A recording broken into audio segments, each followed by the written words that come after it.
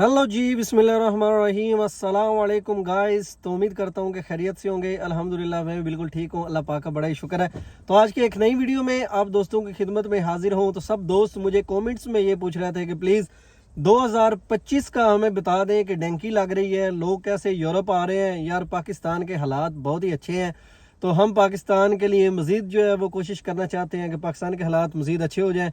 तो हमें बताएं कि हम यूरोप किस तरीके से आ सकते हैं।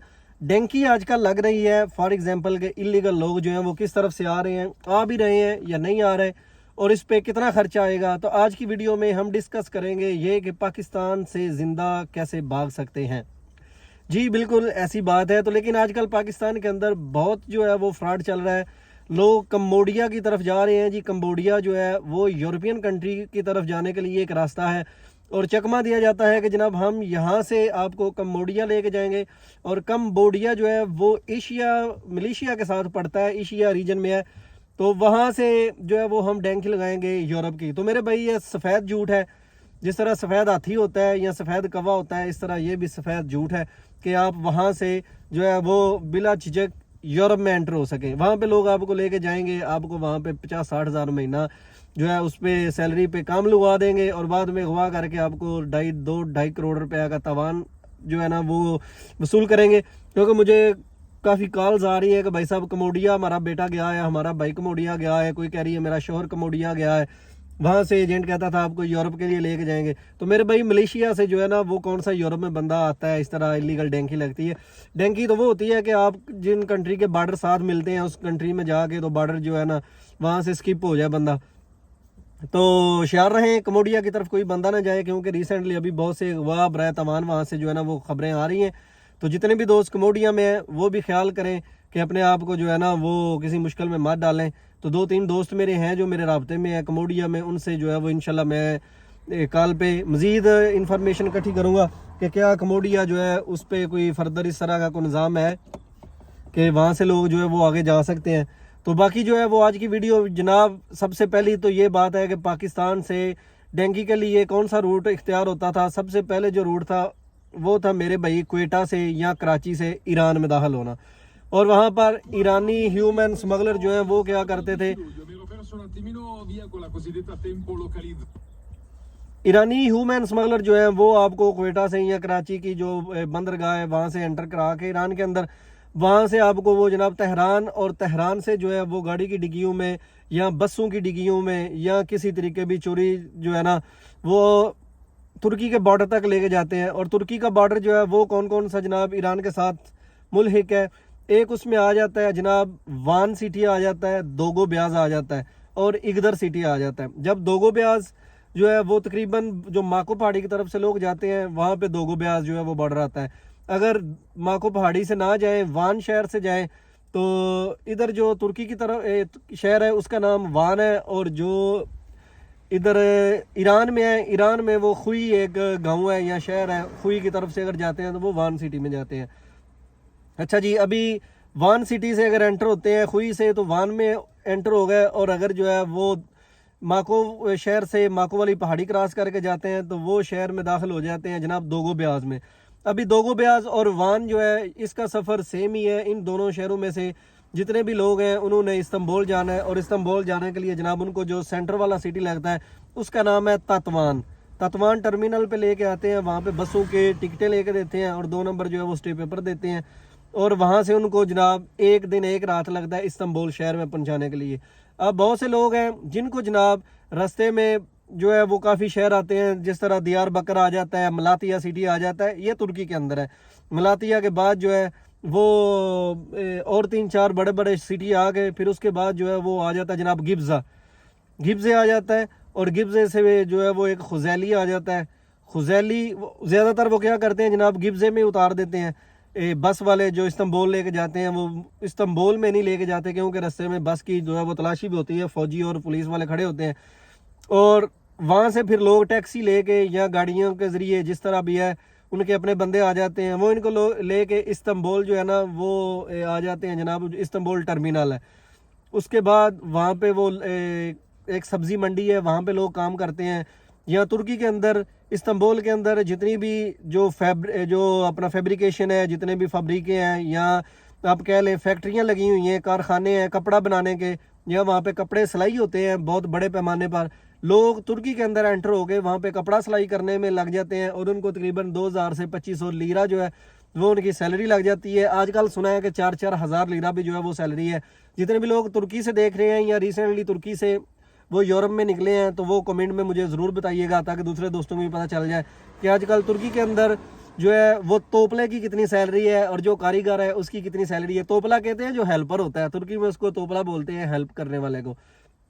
اور جب استنبول پہنچتے ہیں تو استنبول سے پھر یورپ نکلنے کے 3 راستے آ جاتے ہیں, اور ان 3 راستوں میں جناب ایک بلغاریہ کی طرف جاتا ہے, ایک جو ہے وہ یونان کی طرف سے ہو کے جاتا ہے, اور ایک جو ہے وہ ترکی سے ڈائریکٹ جو ہے وہ بھائی صاحب آپ کہہ لیں کہ جناب اٹلی کا سفر ہوتا ہے بائی شپ کے ذریعے. تو بائی شپ اگر نکلتے ہیں تو تقریباً 100 میں سے 90% مرنے کے چانس ہوتے ہیں. اور اگر آپ یونان کی طرف سے ترکی میں سے جاتے ہیں, جو ازمیر شہر ہے وہاں سے کا شپ کے ذریعے سفر کرواتے ہیں اٹلی کا, اور استنبول سے جو پوائنٹ ہے اس کا نام ہے جناب اپسلا, اور اپسلے سے سفر کرواتے ہیں ادھر کا یونان کا. اور یونان میں جا کے جو شہر لگتا ہے وہ جناب الیکسندرو پولی ہوتی ہے, اور اس کے بعد جو ہے وہ ایک دو اور جو ہے نا وہ جو اس طرف ہے فیرو الیکسندرا پولی اور فیرس چوکی, یہ والے فیرس گاؤں ہیں جو یونان کے اندر پڑتے ہیں. اور بلغاریہ جو ہے بلغاریہ کا بارڈر جو ہے وہ بھی لگتا ہے جناب یہ ایک شہر ہے ابھی مجھے اس کا نام نہیں ذہن میں آ رہا, وہ بھی اپسلے کی طرف سے انٹر کرتے ہیں بلغاریہ میں. تو ان میں سے جو مرنے والا سفر ہے جس میں لوگ مر جاتے ہیں وہ ہے جناب شپ کا سفر, جو ترکی سے ڈائریکٹ اٹلی کا سفر کرتے ہیں. 6 سے 7 دن شپ سمندر کے اندر رہتا ہے, اور کوئی پتہ نہیں کس وقت بھی سمندر کی لہریں جو ہے وہ بندے کو ڈبو دیں, وہ میں ریکمینڈ نہیں کرتا. اور اس کے بعد ایک جو ہے نا وہ سفر رہ جاتا ہے بلغاریہ کا. تو جو ہی آپ بلغاریہ کا بارڈر انٹر کرتے ہیں, بلغاریہ کا بارڈر ترکی کے ساتھ جو ملحق ہے اس پہ باڑ لگی ہوئی ہے جس کی ہائٹ تقریباً 12 فٹ اونچی ہے, اور وہ کانٹے دار تار لگی ہوئی ہے. ادھر ترکی والے تو اس کی جو ہے نا وہ سیکیورٹی نہیں کرتے, ادھر جو بلغاریہ والے ہیں وہ اپنی گاڑیوں پہ گھومتے ہیں اور گشت وغیرہ کرتے ہیں, اور ساتھ ہی انہوں نے اپنے ساتھ کتے رکھے ہوتے ہیں جو شکاری کتے ہوتے ہیں, جو فوجی ٹریننگ یافتہ فوجی کتے ہوتے ہیں. فوجی کتوں کے ساتھ وہ بارڈر پہ گشت کرتے ہیں. جو وہاں پہ پکڑا جاتا ہے جناب اس کو سخت سزا بھی دیتے ہیں, مارتے پیٹتے بھی ہیں. اور ریسنٹلی جب میں آیا تھا تو میں نے دیکھا تھا 5-6 بنگالی تھے, تو وہ بتا رہے تھے کہ بھائی ہم نے بارڈر کراس کر کے بلغاریہ میں انٹر ہوئے ہیں. انہوں نے رات کو میں پکڑا ہے, پہلے کتے چھوڑے ہیں, پھر شراب پی ہوئی تھی, اور جو شراب انہوں نے پی ہوئی تھی ہمارے جو پینٹیں ہیں یا پتلونے ہیں وہ اتروا کے انہوں نے ہمیں کہا کہ ان بوتلوں کے اوپر بیٹھ جائیں, اور جب تک ہم نہ کہیں بوتلوں کے اوپر بیٹھتے جائیں. تو تقریباً 2-3 انچی بوتلیں جو ہیں وہ غائب انہوں نے کروائیں. آپ سمجھ تو گئے ہوں گے, کمنٹس میں ضرور بتائیے گا. تو پھر جو ہے نا وہ انہوں نے ہمیں اس طرح کی سزا دی. تو بھائی وہ بوتلوں والا سفر ہے, میں وہ آپ کو ریکمینڈ نہیں کرتا. بعد میں آپ یہ نہ کہیں کہ یار وہ جو ہے نا پولر کارڈ والی گلاں پھر مجھے یاد آنے لگ پہ.